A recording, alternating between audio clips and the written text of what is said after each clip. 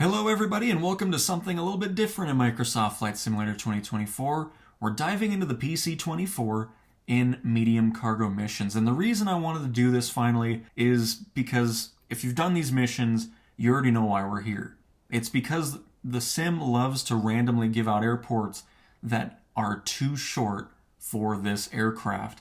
And the reason I wanted to do this video now is because from the feedback snapshot, medium cargo missions allow airports too short runway length. The developers have said that that is by design, and I'm not understanding why that's the case. So I wanted to make this video. Hopefully Asobo sees this or sees enough complaints to reconsider that thought process, because it doesn't make any sense. It really doesn't. So before we do anything else, let's go over the statistics of this aircraft. The PC-24 has two Williams International FJ44-4A engines, which produce 3,420 pounds of thrust each.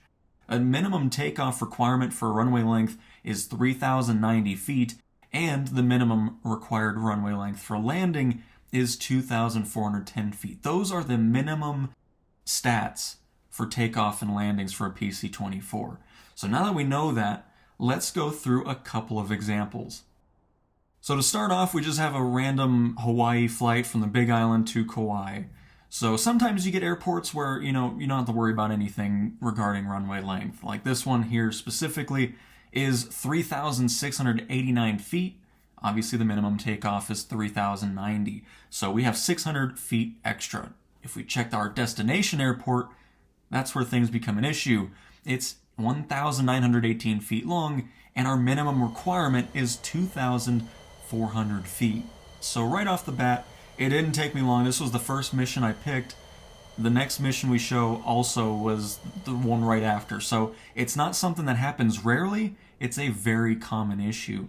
So we'll just take off from here. And again, we have that extra 600 feet of runway that we won't be using because we'll be off the ground well before that.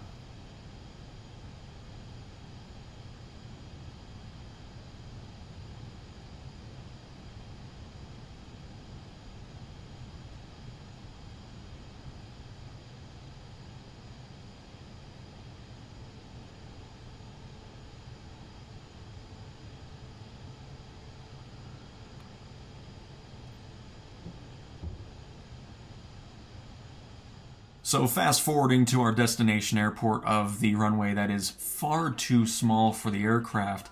I'll admit, the first couple landings of this video are going a little bit too fast, not my best, but at the end of the video, we really try our best to get on the ground and get the plane to stop before we crash into our impending tree line at the end of the runway. So for this one, we're coming in a little bit fast, still not too crazy, but I mean, even if you're at just above stall speed. I mean, look at this. Even here, we're just great. We're saying hello to the birds as we're entering this runway, trying to get on the ground as soon as possible. These are some smooth landings, though. It would be nice if the runways would cater to the aircraft we're actually trying to go to. So you might be also saying, well, just lower the amount of fuel in your aircraft, which it does work. We see that happen in this next clip here, but it only works because we go downhill on this specific runway. So this one right here is a very short one, but it's downhill for a majority of it, so you're getting a bit of an extra boost, but I still wanted to showcase it, because if this was a level runway, you weren't getting off the ground, because you can see here, 1,587 feet is the destination runway length. So almost 1,000 feet less than the minimum requirement for the PC-24. Another thing I do is I use the Alt-P setting to get the pushback. Especially for these types of airports, you want as much runway length as you possibly can get, because if you just take off from where you're supposed to, you're not going to get off the ground, even with the downhill slope. But as I was saying before, if this was a level runway, we weren't taking off, even with the lower amount of fuel on board.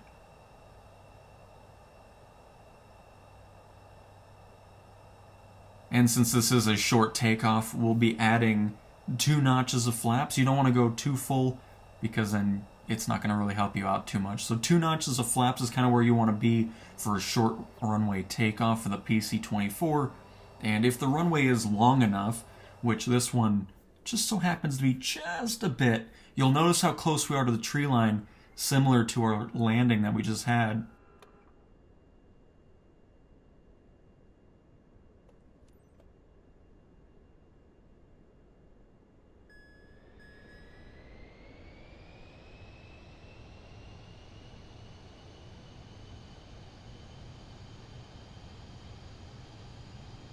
Another thing I did there too is I was holding the brakes, bringing the power all the way up to 100%. Once the engines were fully cooking, we let go of the brakes just to get us that extra speed quicker.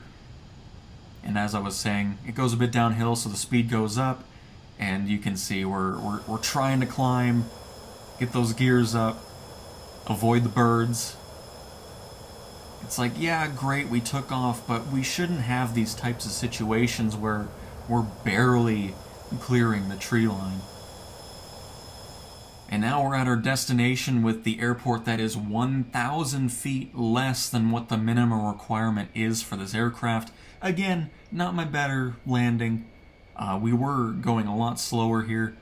We should have come in from the other direction, which I do in our really trying hard to land attempts that we do at the same airport here, because I feel like it's a great example. So we're cruising at about, 110 knots here. I try to get down on the ground as soon as possible. We're already on the ground. We bounced a little bit. Even with spoilers deployed, full brakes, I mean, you're just going to keep rolling and rolling and rolling. So again, 1,587 feet for this runway. And we're going to just take off and land here again. What I would typically do if I was in a career mission, I would do the non-realistic thing and just take off from all of that grass and then go from that, which is what we do later on. So again, using the pushback feature, using the full length of the runway, because obviously I want to just test out the parameters of what the runway actually is. I mean, there's sometimes where you get airports where the tree line is basically right by the runway behind you as well. So this is all you would have. So light on the fuel again. We held the brakes, went full power, 2 notches of flaps. You're not getting off the ground. So what I was talking about earlier, I just take off if I have that room.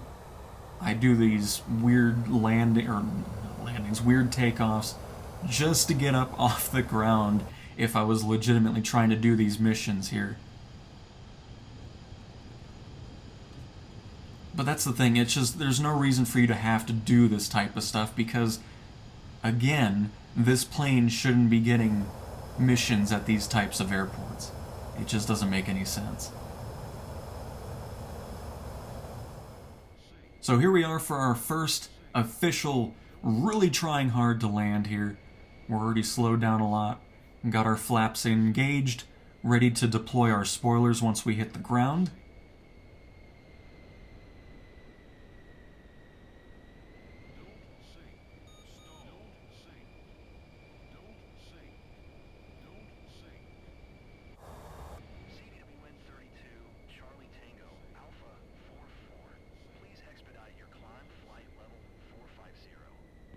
We were coming in a little high here. I was trying to get on the ground. It was taking too long, so I bailed out. We just went full power, aborted that landing, and then we circle around to get another attempt in here. And with this being the last landing and last part of the video, I just want to wrap it up by saying, please Asobo, I hope you reconsider your thought process on saying that the mission types for medium cargo and PC-24 is by design, because the way it's designed currently is just not enjoyable, because this is about 80% of the missions outside of, say, like maybe Australia and Saudi Arabia, because that's where I typically fly the missions now, because I don't run into this issue unless I'm flying in the US, in Europe, and so forth. So hopefully some redesign can happen to it, because I love these missions, I love the PC-24, but when a lot of the experience is this, it ruins the experience. So be sure to tell me or let me know what you guys think. And that's all I gotta say. So with that being said, thank you guys so much for watching. Hopefully this is informative, and I will talk to you guys next time. See ya.